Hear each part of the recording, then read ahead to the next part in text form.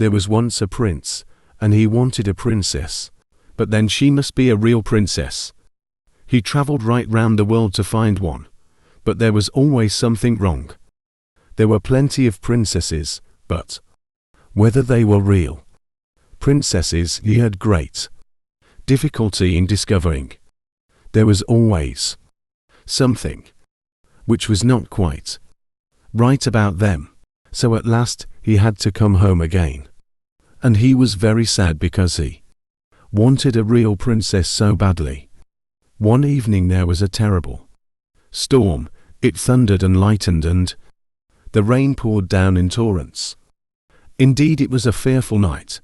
In the middle of the storm, somebody knocked at the town gate, and the old king himself went to open it.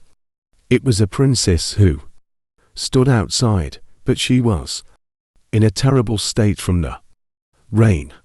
The water streamed out of her hair and her clothes.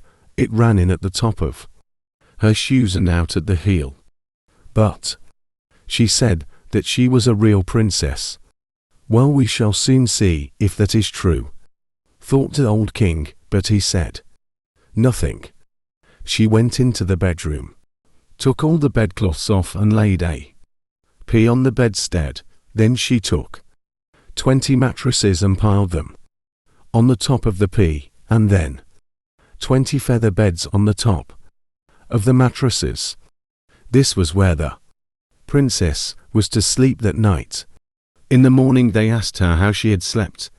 "Oh, terribly badly," said the princess. "I have hardly closed my eyes the whole night. Heaven knows what was in the bed. I seemed to be lying upon some hard thing, and my whole body is black and blue this morning. It is terrible." They saw at once that she must be a real princess when she had felt the pea through 20 mattresses and 20 feather beds. Nobody but a real princess could have such a delicate skin.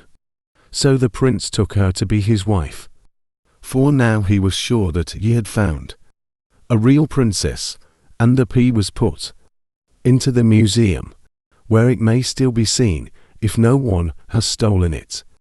This is a true story.